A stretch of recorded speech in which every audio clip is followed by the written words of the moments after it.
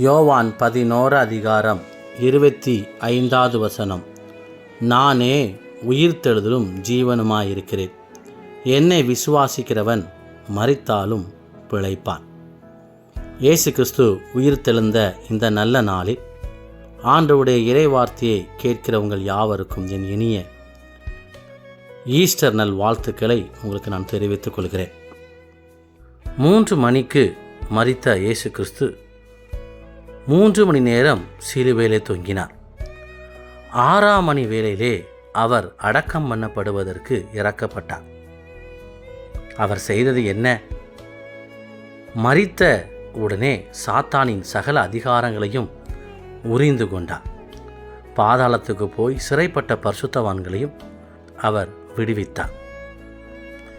இயேசு கிறிஸ்து மரித்த உடனே இயற்கைகள் கூட தங்களுடைய துக்கத்தை வெளிப்படுத்தியது. இயற்கையும் தன்னுடைய செயல்பாட்டை மாற்றி அமைத்தது. லூக்கா 22:40 சொல்லப்பட்டிருக்கிறது, பூமி எங்கும் அந்தகாரம் உண்டாயிற்று. ஏதோ எருசலேமில் மட்டுமல்ல, உலகம் முழுவதும் அந்தகாரம் உண்டாயிற்று.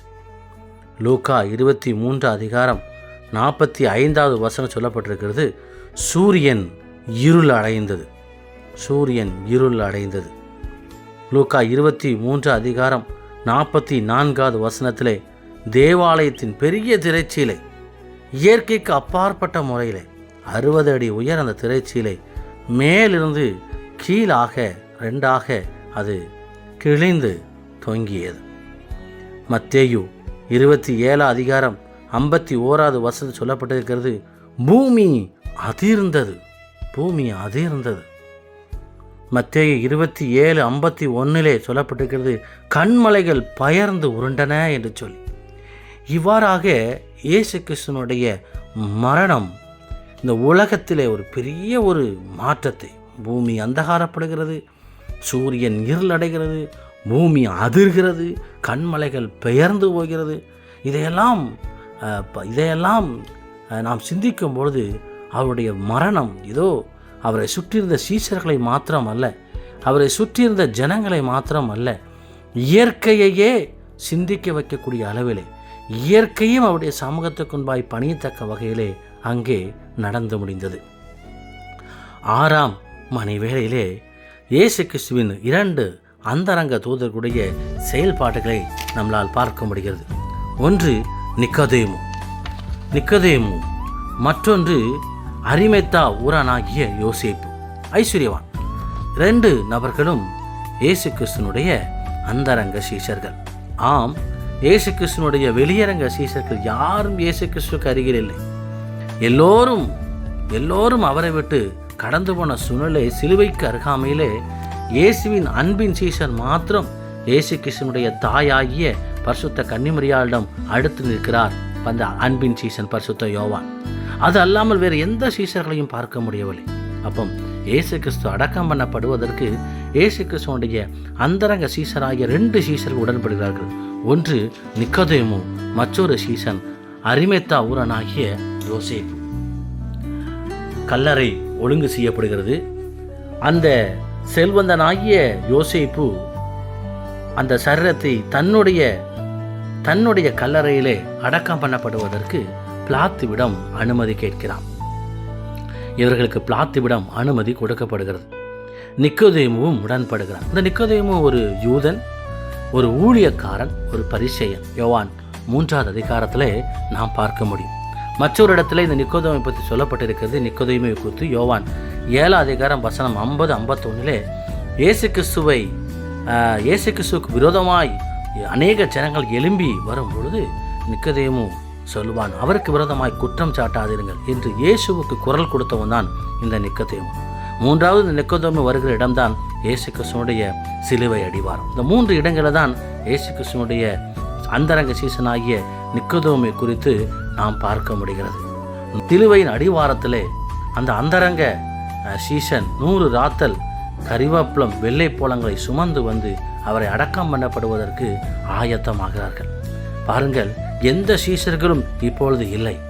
இப்பொழுது மறைமுக சீசனாகிய நிக்கதேமு வெளிப்படையான சீசனாகிறான் இயேசுவுக்கு சேவை செய்வதற்காக.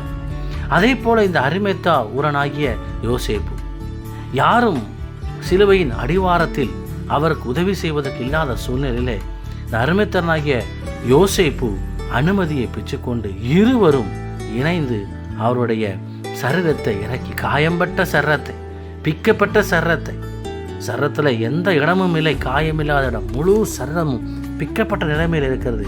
அந்த சரீரத்தை இறக்கி அடக்கம் பண்ணப்படுவதற்கு அவரை இறக்கி வெள்ளை துணியினால் அவரை சுற்றி அடக்கம் பண்ண வைத்தார்கள். இப்பொழுது நான் உங்களிடம் கூற விரும்புவது உயிர்த்தெழுதலின் வல்லமை. ஆம், அவர் மரித்தார், அவர் உயிர்த்தெழுந்தார். அதைத்தான் இங்கே நாம் வாசித்தோம். அவர் மரித்தார், ஆனால் உயிர்த்தெழுந்தார். இதை இயேசு கிறிஸ்து உயிர்த்தெழுந்த செய்தியை தூதர்களும் இவ்வாறாகவே கூறினார்கள். மார்க்கு, மத்தேயு, லூக்கா ஆகிய வசனங்களில் தூதன் உரைத்தது இதுதான்: அவர் உயிர்த்தார், அவர் இங்கே இல்லை. அவரை தேடி அலைந்த நபர்களுக்கு தூதன் கொடுத்த வாக்குதான், அவர் உயிர்த்தார், அவர் இங்கே இல்லை. அதனால்தான் யோவான் 11வது அதிகாரத்திலே 25வது வசனம் இவ்வாறாக சொல்லப்பட்டிருக்கிறது: நானே உயிர்த்தெழுதலும் ஜீவனுமாயிருக்கிறேன். அவர் மரிப்பதற்கு முன்பதாகவே கூறினதுதான், நானே உயிர்த்தெழுதலும் ஜீவனுமாய் இருக்கிறேன். ஆம், மெய்யாகவே அவர் உயிர்த்தெழுந்தார். நாம் இன்றைக்கு சிந்திக்க வேண்டிய வேத பகுதியிலே மிக முக்கியமான ஒரு காரியம் உயிர்த்தெழுதல். கிறிஸ்துவனுடைய உயிர்த்தெழுதல்னால் நமக்கு பிரயோஜனம் என்ன? அந்த உயிர்த்தெழுதல் நமக்கு என்ன கொண்டு வந்தது? முதலாவது, அந்த உயிர்த்தெழுதலின் வல்லமை நமக்கு என்னத்தை கொண்டு வந்தது சொன்னால், உயிர்த்தெழுதல் நம்மை பிழைக்க பண்ணினது. வசனம் இவ்வாறாக சொல்லப்பட்டிருக்கிறது: நானே உயிர்த்தெழுதும் ஜீவனுமாயிருக்கிறேன், என்னை விசுவாசிக்கிறவன் மரித்தாலும் பிழைப்பான். யோவான் 11வது அதிகாரம் 25வது வசனத்தை நாம் வாசிக்க முடியும். அவர் உயிர்த்தெழுதலும் ஜீவனுமாயிருக்கிறவர் தேவன். அவரை விசுவாசிக்கிறவன் மரித்தாலும் பிழைப்பான். உயிர்த்தெழுதல் நம் வாழ்க்கையிலே பிழைப்பை ஏற்படுத்துகிறது. மரண தருவாய், மரண கட்டுகள், மரணத்தின் கிரியைகள், மரண பயங்கள், இது எல்லாவற்றையும் உடைத்தெறிந்து நம் மத்தியிலே பிழைப்பை உண்டு பண்ணுகிறது தான் கிறிஸ்துவனுடைய உயிர்த்தெழுதல். அதுதான் அப்போஸ்தலனாகிய பவுல் கலாத்திய சபைக்கு கூறும் பொழுது, கலாத்தியர் 2 அதிகாரம் 20வது வசனத்திலே, கிறிஸ்துவுடனே கூட சிலுவையில் அறையப்பட்டிருக்கிறேன், ஆயினும் பிழைத்திருக்கிறேன். நான் அல்ல அவரே. ஒன்றாக புரிந்து கொள்ளுங்கள். நான் கிறிஸ்துவுடனே கூட சிலுவையில் அறையப்பட்டிருக்கிறேன், ஆயினும் பிழைத்திருக்கிறேன். கிறிஸ்து உயிர்த்தெழுந்து வல்லமை, அவருடைய உயிர்த்தெழுதலின் வல்லமை நம்மை பிழைக்க பண்ணுகிறது. ஆயினும் பிழைத்திருக்கிறேன். அதனால்தான் 2 கொரிந்தியர் 5 அதிகாரம் 15வது வசனத்திலே இவ்வாறாக சொல்லப்பட்டிருக்கிறது: பிழைத்திருக்கிறவர்கள் இனி தங்களுக்கென்று பிழைத்திராமல் தங்களுக்காக மரித்த எழுந்தவருக்கென்றே பிழைத்திருக்கும்படி அவர் எல்லாருக்காகவும் மரித்திருக்கிறார். ஏன் நான் பிழைத்திருக்கிறேன்? இன்றைக்கு நான் ஏன் ஜீவனோடு இருக்கிறேன்? வசனம் சொல்லப்பட்டிருக்கிறது: பிழைத்திருக்கிறவர் இனி தங்களுக்கென்று பிழைத்திராமல். உயிர்த்ததின் வல்லமை, ஈஸ்டரனுடைய வல்லமை எதை வெளிப்படுத்துகின்ற சொன்னால், நாம் உயிர் வாழ்கிற அந்த ஒரு தன்மை தங்களுக்கென்று பிழைத்திராமல் தங்களுக்காக மரித்த உயிர்த்தெழுந்தவருக்கென்றே பிழைக்கும்படி. எனக்கு அருமையானவர்களே, இன்றைக்கு சுயத்துக்காக வாழ்கிறவருடைய கூட்டம் தான் பெருகி கொண்டிருக்கிறது. நான், எனக்கு, என்னுடைய. ஆனால் அந்த உயிர்த்தெழுதலுடைய வல்லமை என்ன செய்கிறதாம்? பிழைக்க பண்ணுகிறதாம். பிழைக்க பண்ணுவதனுடைய நோக்கம் என்ன? நான் உயிர் வாழ்வதனுடைய நோக்கம் என்ன? நான் ஜீவனோடு இருப்பதனுடைய நோக்கம் என்ன? எனக்காக அல்ல, உயிர்த்தெழுந்த அவருக்காக, தங்களுக்காக அல்ல, மரித்து உயிர்த்தெழுந்த இயேசுவுக்காக நான் பிழைக்கும்படி. அதுதான் அந்த 2 கொரிந்தியர் 5:15 சொல்லப்பட்ட, அவருக்கு சாட்சியாக, அவருக்கு ஊழியம் செய்வதற்காக, அவரை பிரதிபலிப்பதற்காக. இயேசு கிறிஸ்து உயிர்த்தெழுந்த உடனே அவர் ஒவ்வொருவருக்கும் காட்சி கொடுத்து கூறினது என்ன? என்னுடைய சாட்சியை அறிவியுங்கள், மற்றவர்களுக்கு சாட்சியாயிருங்கள். இதுதான் மிக முக்கியமான ஒரு பகுதி. 2 கொரிந்தியர் 1:1 நீங்கள் 8-9 வசனத்தெல்லாம் நீங்கள் வாசிக்கும் பொழுது அப்போஸ்தலனாகிய பவுல் சொல்வார், பிழைப்போம் என்கிற நம்பிக்கை எங்களுக்கு இல்லாமல் போய்விட்டது. ஏன்னா அந்த அளவுக்கு எங்களுக்கு மிஞ்சின பாரம் எங்களை ஆட்கொண்டது. இந்த மிஞ்சின பாரத்தின் நிமித்தம் நாங்கள் பிழைப்போமோ பிழைக்க மாட்டோமோ என்கிற ஒரு எண்ணம் எங்களுக்கு உண்டாயிற்று. அங்கே கிரியை செய்து என்ன தெளிவாக சொல்லுகிறார், நாங்கள் எங்கள் மேல் நம்பிக்கையாயிராமல் மரித்தோரை உயிரோடு எழுப்புகிற தேவன் மேலே நாங்கள் நம்பிக்கையாயிருக்கிறோம். ஆம், மரித்தோர் இருந்து உயிர் தெழுந்த இயேசு, மரித்தோரை எழுப்புகிற இயேசு இன்னைக்கு உங்களையும் என்னையும் பார்த்து சொல்கிறார், நாம் பாரம் சுமந்து தவிக்கிற மிஞ்சின அதிக பாரத்துக்கு மீது நாம் கவனம் செலுத்தாதபடி நாங்கள் எங்கள் மேலும் நம்பிக்கை வைக்காமல் மரித்தோரை எழுப்புகிற தேவன் மேல் நம்பிக்கையாக இருக்கிறோம். அதனால்தான் நான் பிழைத்திருக்கிறேன், இன்னமும் நான் பிழைப்பேன். ரொம்ப முக்கியமான வசனம். அப்போ உயிர்த்தெழுதல் நம்மை பிழைக்க பண்ணும். 2வதாக நாம் வசனத்தை நாம் வாசிப்போம் என்று சொன்னால், உயிர்த்தெழுதல் நம்மை பாவத்திலிருந்து விடுவிக்கிற ஒரு காரியமாக இருக்கிறது. நம்மை பாவத்திலிருந்து விடுவிக்கும். உயிர்த்தெழுதல் இல்லை என்று சொன்னால் பாவத்திலிருந்து விடுதலை இல்லை. 1 கொரிந்தியர் 15:17 வசனம் சொல்லப்பட்டிருக்கிறது. 1 கொரிந்தியர் 15:17 இயேசு உயிர்த்தெழாவிட்டால் நம்முடைய விசுவாசம் வீணாயிருக்கும், நீங்கள் இன்னும் உங்கள் பாவத்தில் இருந்திருப்பீர்கள். அப்ப இயேசு கிறிஸ்துவுடைய உயிர்த்தெழுதல் நம்மை பாவத்திலிருந்து விடுவிக்கும். இல்லை என்று சொன்னால் நாம் பாவத்திலேயே மூழ்கி இருந்திருப்போம். பாவத்திலிருந்து விடுவிப்பார் யாரும் இல்லாமல் இருந்திருப்போம். நாம் செய்த அக்கிரமத்திலிருந்தும் பாவத்திலிருந்தும் விடுவிப்பார் இல்லாமல் போயிருக்கும். அதனால தான் கொரிந்திய சபைக்கு எழுதும்போது சொல்கிறார், இயேசு உயிர்த்தெழாவிட்டால் நம்முடைய விசுவாசம் வீணாயிருக்கும், நீங்கள் இன்னும் உங்கள் பாவங்களிலேயே இருந்திருப்பீர்கள்.